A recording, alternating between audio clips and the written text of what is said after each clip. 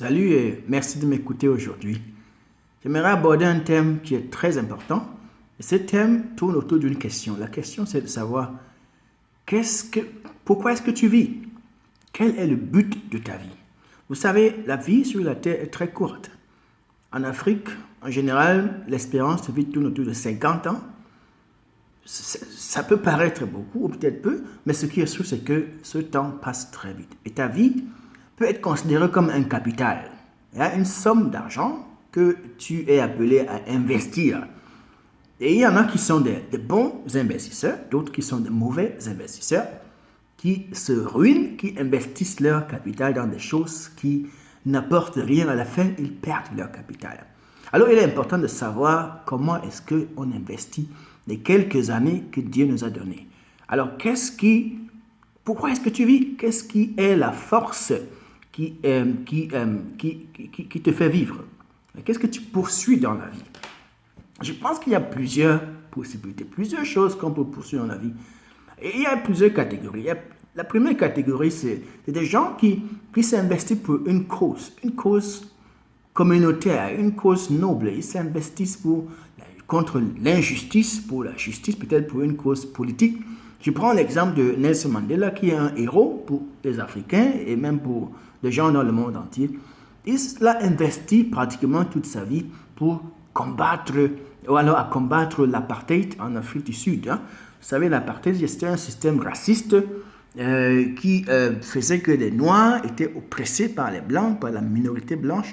Les Noirs n'avaient pratiquement pas de droits en Afrique du Sud. Alors Nelson Mandela a décidé de combattre ce régime avec tous les moyens. À un moment donné, il a été arrêté, jeté en prison, où il a passé plusieurs années. Dans les années 90, Mandela a été libéré. Il est même devenu président de son pays. Et puis quelques années après, il est décédé. Mais regardons un peu ce qui se passe en Afrique du Sud. Certes, la situation des Noirs a évolué par rapport au temps de l'apartheid, mais la réalité veut que beaucoup de Noirs restent pauvres et sans avenir, sans perspective. Je pense que c'est l'une des raisons pour lesquelles le taux de criminalité est si élevé en Afrique du Sud. C'est une très bonne cause, c'est une très bonne chose que les gens s'investissent pour des causes communautaires, que les gens risquent même leur vie pour que d'autres personnes aient une meilleure vie, un meilleur avenir pour des causes politiques.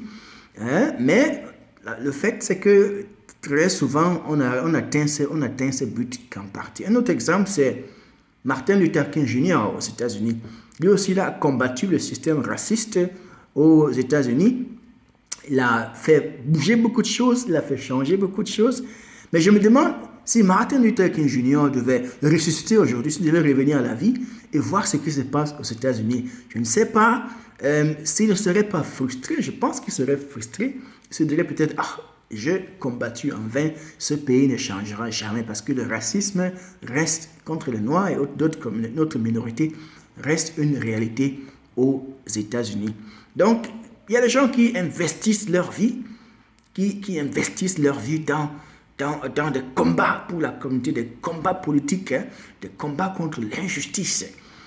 Mais on se rend compte qu'à la fin, après leur mort, les choses deviennent parfois pires même qu'avant, ou alors les choses ne changent qu'en partie. Et c'est pratiquement frustrant par rapport à ce qu'ils ont investi. Certains sont tués. Et on se rend compte après le décès que beaucoup de choses ne changent pas. La deuxième chose dans laquelle les gens investissent leur vie, c'est les relations. Il y a des gens qui investissent énormément de temps, d'énergie et même d'argent pour avoir des relations solides. Ça peut être le mariage, ça peut être des enfants, ça peut être des amitiés, ça peut être ton copain, ta copine. Et ça semble être le centre de ta vie. Et tu investis beaucoup d'espoir dans ces relations pour être heureux et équilibré. C'est une très bonne chose. C'est bien d'avoir des relations. Je pense que c'est une bénédiction que Dieu nous a donnée que d'avoir des bons parents, des bons amis, des bons partenaires. Ça nous aide, on en a besoin pour être équilibré, pour être heureux, pour nous épanouir et ainsi de suite. Mais si ça devient le centre de notre affection, le centre de notre attention, si ça devient ce qui canalise nos énergies, ça devient dangereux. Pourquoi? Parce que tôt ou tard, les choses peuvent changer. Imagine, tu as élevé tes enfants Et puis, à un certain moment donné, ils ont grandi et puis ils quittent la maison. Les uns vont dans d'autres villes, d'autres vont peut-être à l'étranger, loin de toi, et tu ne les vois que rarement.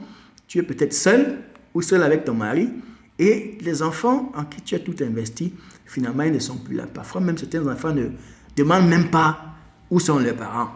Hein?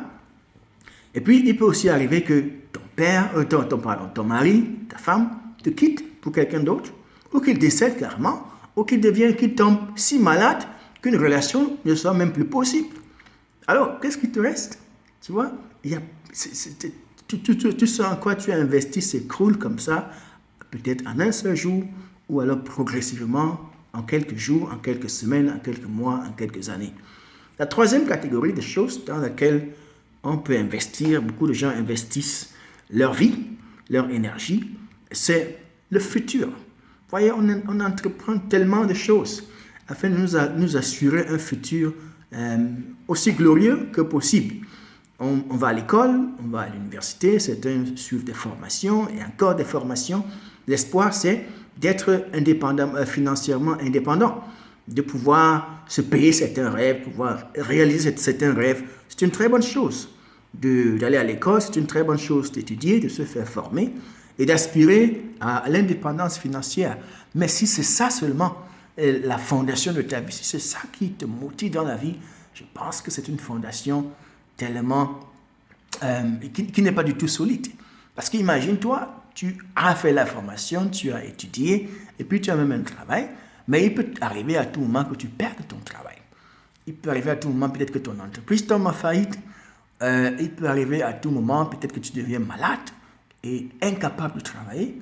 Il arrivera tôt ou tard que tu atteignes l'âge d'aller en retraite et que tu ne sois plus demandé dans ton entreprise. Alors qu'est-ce qui te reste? Quelle est la fondation qui te reste? Oui. Mais je pense qu'il y a quelque chose qui est supérieur à tout ça, qui est supérieur aux causes politiques, qui est supérieur aux relations, qui est supérieur à la carrière, à l'avenir, supérieur en qualité, en profondeur. Et je vais vous présenter 4 hommes qui ont fait la découverte de ce quelque chose dans la Bible, dans le livre de Marc au chapitre 1, les versets 14 à 20. C'est l'histoire de 4 frères. Hein? Le premier, c'est Simon et André. Alors on lit Jésus-Christ, après son baptême, il va en Galilée et il prêche la bonne nouvelle de l'évangile qui vient de Dieu. Et il dit, le temps est accompli, le royaume de Dieu est proche, changez et croyez à l'évangile. Ça, c'est le message, les premières paroles que Jésus-Christ a prononcées après son entrée officielle en scène.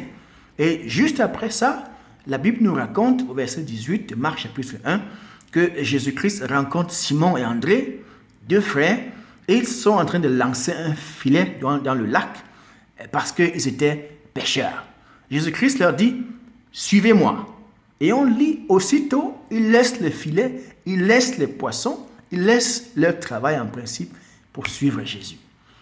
Alors, ils s'avancent, et puis au verset, Jésus leur dit, suivez-moi, je ferai de vous des pêcheurs d'hommes. Donc il dit, j'ai un travail supérieur pour vous, j'ai quelque chose de meilleur pour vous. Je ferai de vous des pêcheurs d'hommes. Ils laissent cela et puis ils suivent Jésus. Et puis à partir du verset 18, on lit aussi, verset 19, que Jésus poursuit son chemin. Plus loin, il voit les fils de Zébédée, Jean et Jacques, son frère. Il voit les fils de Zébédée, Jacques et Jean. Zébédée était leur père, il avait une entreprise de pêche. Et Jésus leur dit, vous deux là, levez-vous, suivez-moi. Et la Bible nous dit tout de suite au verset 20, ils se lèvent, ils laissent leur père, ils laissent leur père avait des employés, ils laissent des employés, ils laissent leur travail et ils suivent Jésus-Christ pour le reste de leur vie. Et la question c'est, mais qu'est-ce que ces gens font? Est-ce qu'ils sont bêtes? Est-ce qu'ils sont paresseux? Je crois ni l'un ni l'autre. Ils ne sont ni bêtes ni paresseux. Parce que la Bible nous montre qu'ils étaient en train de travailler. Jésus même était charpentier. Il a pris un travail. Il a travaillé les 30 premières années de sa vie avant de commencer le ministère. Donc, qu'est-ce qui peut avoir motivé ces hommes vaillants à tout laisser derrière eux, à laisser leur carrière, à laisser leur avenir qui était quasiment tracé par surtout Jean et son frère Jacques qui avaient une entreprise qui travaillait pour leur père.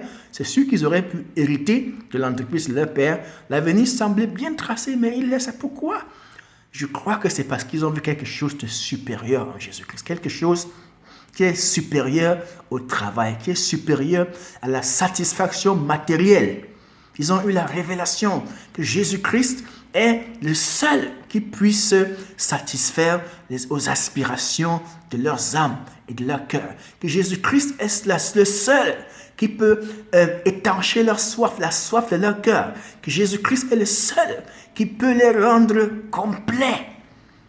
Que Jésus-Christ est plus que l'assurance et la sécurité matérielle et financière. Parce que Jésus-Christ est éternel. Il est le Fils de Dieu. Il est la source d'eau vive. Il est le pain de vie. Il dit, celui qui mange de ce pain n'aura plus jamais faim. Celui qui boit de cette eau que j'ai donnée n'aura plus jamais soif. Et ces 4 hommes ont compris cela. Ils ont décidé d'investir leur vie, non plus dans le travail, la carrière, mais dans Jésus-Christ, dans quelque chose qui est éternel, que rien ne peut détruire, que rien ne peut leur enlever. Et c'est le message que je t'apporte aujourd'hui. Je ne sais pas d'où, de quel coin de la terre tu m'écoutes, mais Jésus-Christ t'appelle aujourd'hui. Il te dit, mon fils, ma fille, je connais tes combats, je connais les aspirations de ton cœur, mais je vais te dire que c'est moi qui peux combler le désir de ton cœur. Je suis celui que tu cherches. C'est moi qui peux te combler pour l'éternité. Viens, repens-toi, viens à moi. Je te donnerai la vie éternelle. Je te donnerai l'eau de vie. J'aimerais t'inviter aujourd'hui. Laisse tout et viens à Jésus-Christ. Il va te combler. Je ne dis pas qu'il te rendra forcément millionnaire ou milliardaire, mais il va remplir ton âme avec l'éternité, avec quelque chose qui reste jusqu'en éternité. Même si tu meurs, cette chose restera, la vie éternelle. Il te ressuscitera d'entre les morts et te donnera la vie éternelle. Et comme il a dit, avant de rencontrer ces 4 frères, il dit, le royaume des cieux est proche, repentez-vous. Le royaume des cieux est proche, repentez-vous. Et c'est ce que Jésus-Christ te dit aujourd'hui. Son royaume est proche. Repends-toi et tu feras entrer dans son royaume, qui est le royaume de la plénitude. Et si c'est ton désir, tiens, il se tient à côté de toi. J'aimerais t'inviter à lui parler en priant. En priant, par exemple, en faisant par exemple cette prière que je vais te proposer. J'aimerais prier. Et si tu veux, tu répètes cette prière. Si tu le fais de tout ton cœur, il va t'entendre. Il viendra